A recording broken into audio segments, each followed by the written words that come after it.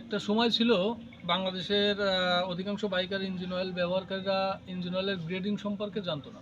Even that এখনও পর্যন্ত অনেক বাইকার্স তাদের ইঞ্জিন অয়েলের গ্রেডিং বিষয়টা জানে না। আর ইঞ্জিন অয়েলের গ্রেডিং বিষয়টা আসলে কি, এ বিষয়ে আজকে আমি আপনাদেরকে বিস্তারিত জানানোর চেষ্টা করব।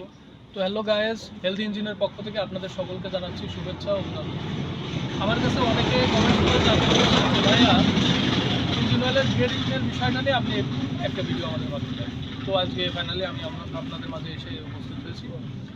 ইঞ্জিন অয়েলের গ্রেডিংটা মূলত কি, ইঞ্জিন অয়েলের গ্রেডিং সিস্টেমটা চালু করা হয়েছে মূলত SAE, society of automatic engineers. গ্রেডিংয়ের ক্ষেত্রে ইঞ্জিন অয়েলের প্রধান বিষয় হচ্ছে এর ঘনত্ব, এবং এসএই এই ঘনত্বের গুণাগুণ ও বৈশিষ্ট্যের উপর নির্ভর করে গ্রেডিং সিস্টেমটা চালু করে।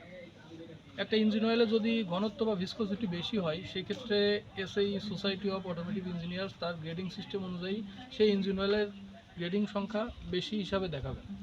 তো এখন আমার সাবস্ক্রাইবার ভাইরা, ইঞ্জিন অয়েলের গ্রেডিং বিষয়টা আসলে কি, অনেকে আপনারা যারা ইঞ্জিন অয়েল ব্যবহার করে থাকেন তো দেখবেন যে অনেকের বাইকের জন্য কোম্পানি থেকে রিকমেন্ড করে থাকে 10W30, 20W50। আবার অনেক বাইকার্স আছে তাদের বাইকের জন্য কোম্পানি রিকমেন্ড করে থাকে 10W40।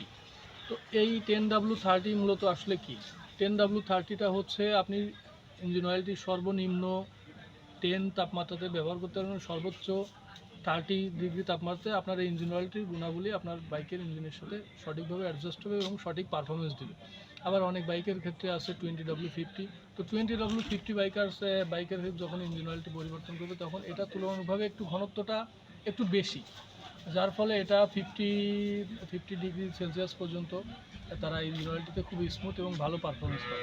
তো অনেকে আসলে এই ইঞ্জিন অয়েলের গ্রেডিং সিস্টেমটা না জেনেই তারা বিভিন্ন ধরনের ভ্রান্ত ধারণা নিয়ে ভুলভাল ইঞ্জিন অয়েল ব্যবহার করে থাকে, যার ফলে ইঞ্জিনে অনেক ধরনের ক্ষয়ক্ষতি হয়ে থাকে। যেমন ইঞ্জিনের স্মুথনেস যে ব্যাপারটা, লং রাইড করতে গেলে ইঞ্জিনের ওভার হিটিংয়ের ইস্যু থাকে, এবং পর্যাপ্ত যে মাইলেজ সেটা বাইকের থেকে একজন বাইকার্স পায় না।